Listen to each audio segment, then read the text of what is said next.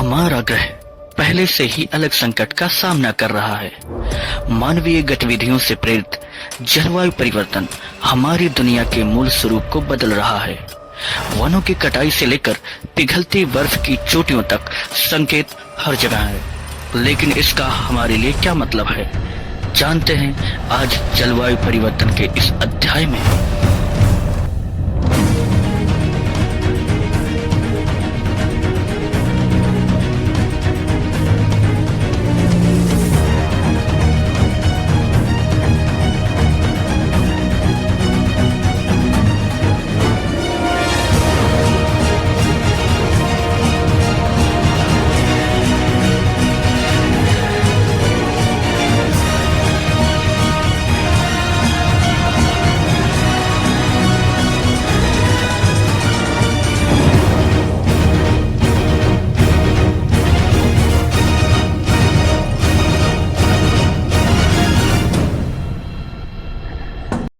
दुनिया भर के वैज्ञानिक समुदाय जलवायु परिवर्तन के प्रभाव को महसूस कर रहे हैं। बाढ़, सूखा और जंगल की आग लगातार और गंभीर होती जा रही है, जिससे जीवन और अर्थव्यवस्थाएं बाधित हो रही हैं। आखिर क्या है जलवायु परिवर्तन का मुख्य कारण?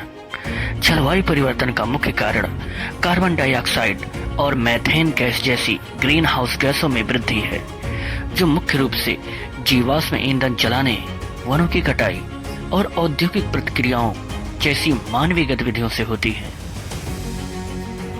वहीं बात करें ग्रीन हाउस गैसों के बारे में, तो ग्रीन हाउस गैसें पृथ्वी के वायुमंडल में मौजूद होते हैं, जो गर्मी को रोकती हैं और ग्रीन हाउस प्रभाव में योगदान करती हैं, जो पृथ्वी की सतह को गर्म करती है। सबसे आम ग्रीन हाउस गैसों में carbon dioxide, methane, nitrous oxide और फ्लोरिनेटेड गैसें शामिल हैं। ये गैसें सूर्य के प्रकाश को वायुमंडल में स्वतंत्र रूप से प्रवेश करने की अनुमति देती हैं, लेकिन वह अवरक्त विकिरण को फंसा लेती हैं, इसे वापस अंतरिक्ष में आने से रोकती हैं, जिससे ग्रह गर्म हो जाता है।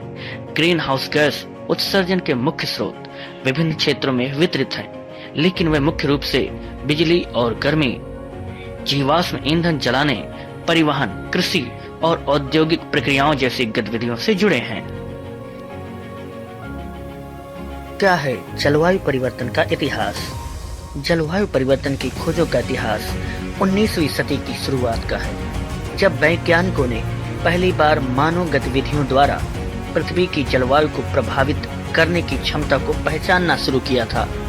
हालांकि 20वीं सदी के मध्य तक मानव प्रेरित जलवायु परिवर्तन पर वैज्ञानिक सहमति मजबूत होनी शुरू नहीं हुई। जलवायु परिवर्तन की अवधारणा सबसे पहले 1824 में फ्रांसीसी गणितज्ञ और भौतिक विज्ञानी जीन बैप्टिस्ट फ्यूरियर द्वारा प्रस्तावित की गई थी, जिन्होंने सुझाव दिया था कि पृथ्वी का वायुमंडल सूर्य से गर्मी को रोकता है, जिससे वार्मिंग प्रभाव पड़ता है। बाद में 19वीं सदी के अंत और 20वीं सदी की शुरुआत में स्वते अर्हीनियस और गाइड कोलैंडर जैसे वैज्ञानिकों ने ग्रीन हाउस प्रभाव और जलवायु पर इसके संभावित प्रभाव की समझने में महत्वपूर्ण योगदान दिया। जलवायु परिवर्तन अनुसंधान का आधुनिक युग 1950 और 1960 के दशक में शुरू हुआ था, जब चार्ल्स डेविड कीलिंग और गिलबर्ट प्लास जैसे वैज्ञानिकों ने वायुमंडल में कार्बन डाइऑक्साइड की सांद्रता को मापना और जलवायु पर इसके प्रभाव का अध्ययन करना शुरू किया। अन्य शोधकर्ताओं के निष्कर्षों के साथ उनके निष्कर्षों से जलवायु पर महत्वपूर्ण प्रभाव डालने वाली मानवीय गतिविधियों की क्षमता के बारे में जागरूकता बढ़ी। 1980 के दशक में जलवायु परिवर्तन पर वैज्ञानिक सहमति में एक महत्वपूर्ण बदलाव देखा गया, क्योंकि अधिकांश जलवायु वैज्ञानिक इस बात पर सहमत थे कि मानवीय गतिविधियां पृथ्वी के तापमान में वृद्धि का कारण बन रही हैं।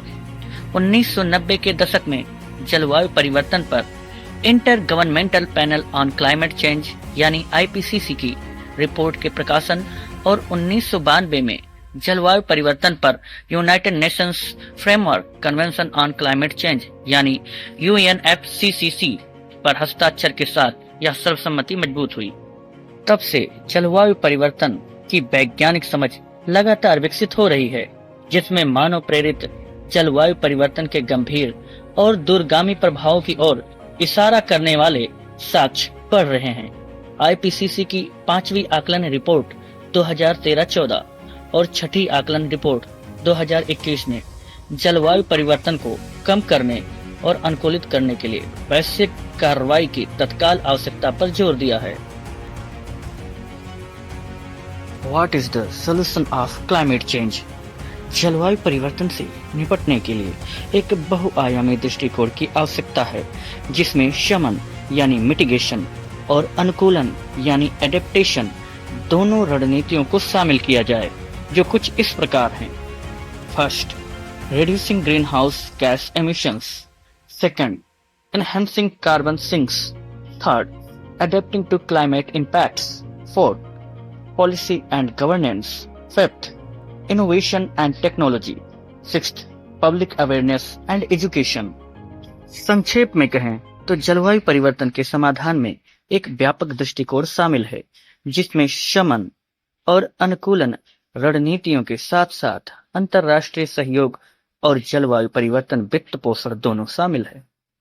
तो दोस्तों, आज का जलवायु परिवर्तन का यह अध्याय यहीं पे समाप्त होता है। Thanks for watching. If you enjoyed this video, let us know your thoughts in the comments below. See you next time.